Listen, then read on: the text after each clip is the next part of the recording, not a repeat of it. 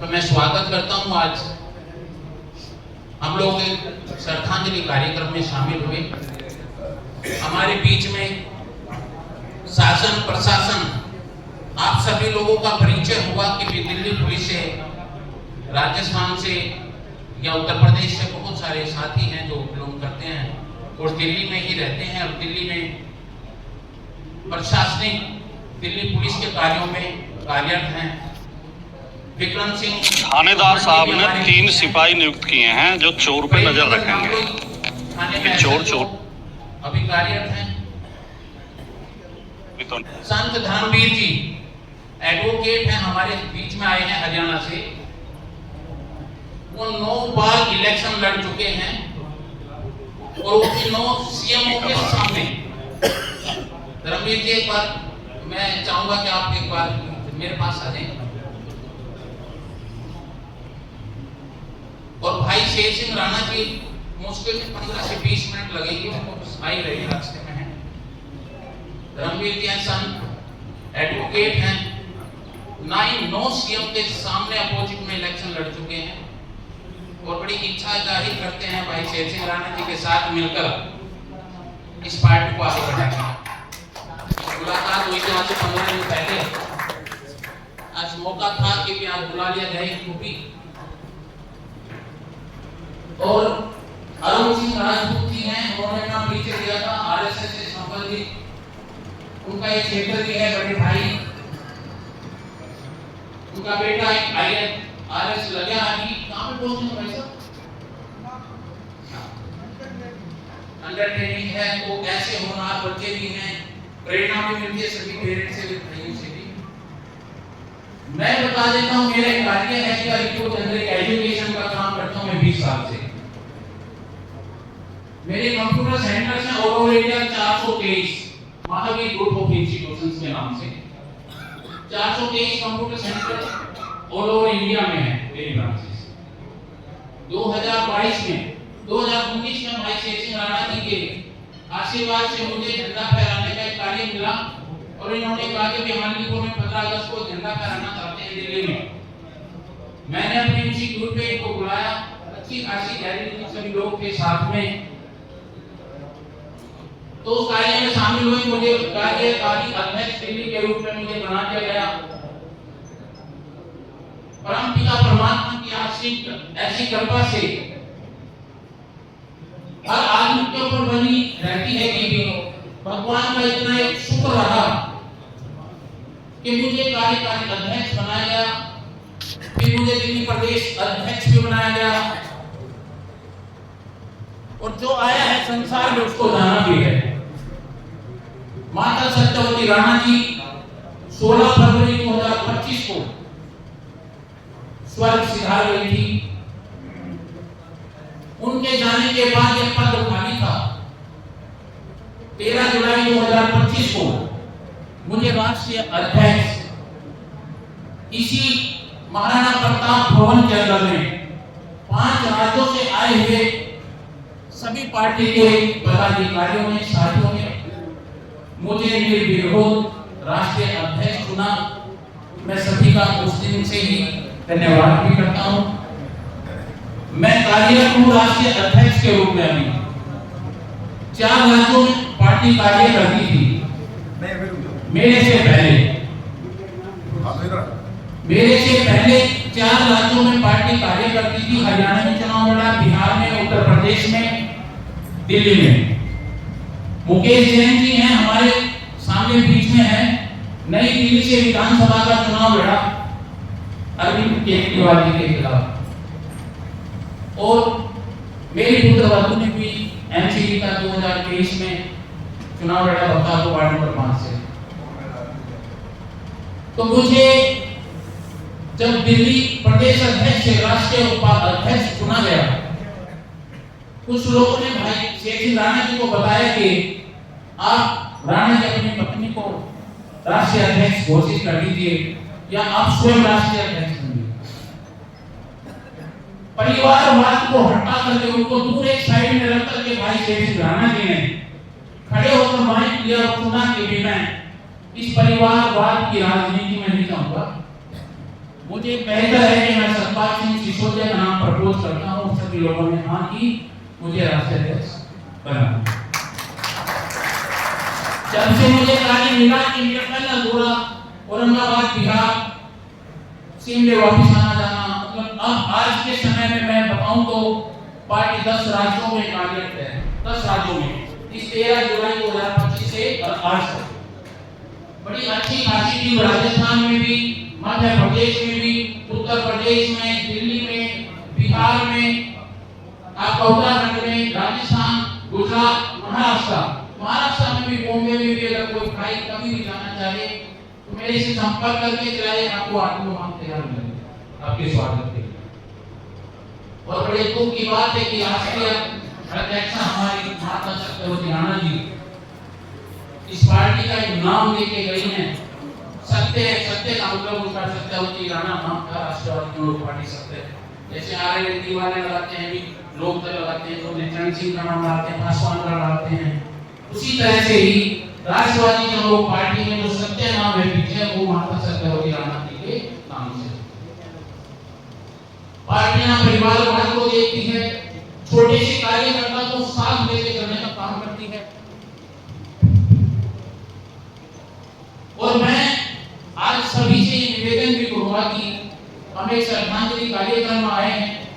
सब अलग अलग संगठनों से भी होंगे, अलग अलग पार्टियों से भी होंगे, प्रशासनिक क्षेत्र से भी हमारे बीच में है। पर मैंने तो जो है एक कसम खा ली है कि मैंने अपना जीवन मेरी 62 साल की उम्र होगी कि राष्ट्रवादी लोक पार्टी के लिए समर्पित हूँ और मैं रहूंगा भी।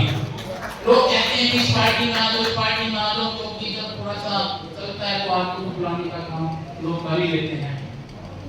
तो मैंने अब ये मन बना लिया कि हमारे मैं जब तक भी राष्ट्रवादी लोक पार्टी के अंदर कार्य करूंगा, तब तक राष्ट्रवादी लोक पार्टी में काम करूंगा, मैं राजनीति के अंदर काम करूंगा। मैं अभी अपने कार्य क्षेत्र में, जैसे कि मैंने अभी बिहार की कार्यकारिणी बनाई, मेरे बनने के बाद राष्ट्रीय कार्यकारिणी बनाई, दिल्ली की कार्यकारिणी को बनाया, उत्तराखंड की कार्यकारिणी को भी मैंने अपने हाथों से बनाया। आप अभी मध्य प्रदेश की, राजस्थान की भी कार्यकारिणी को मैंने अपने कार्यकाल में अभी गठित करके पार्टी को आगे बढ़ाने का काम किया है और मैं हमेशा करता रहूंगा। तो माता सत्यवती राणा जी के इस श्रद्धांजलि सभा में तमाम ऐसी बातें हैं कि भाई साहब भी बता रहे थे कि जब तक मैं आ रहा हूँ आप काम को शुरू करें, तो शायद 10-5 मिनट में आने वाले हैं। तो आप सब लोग आए हैं, आपका बहुत बहुत धन्यवाद। अब हम श्रद्धांजलि माता जी को देंगे। तो जैसे हमारे सुशील खन्ना जी हैं, ये एक सामाजिक आदमी है, प्रॉपर मतलब पूरी दिल्ली के अंदर इन्होंने एक वादा किया हमसे कि दिल्ली की 70 विधानसभाओं में राष्ट्रवादी लोक पार्टी के ऑफिस तैयार करके दे दिए हमें। इन्होंने कुछ तो हमारे लिए करा दिया है। 70 विधानसभाओं के अंदर में सुशील खन्ना जी राष्ट्रवादी लोक पार्टी के ऑफिस।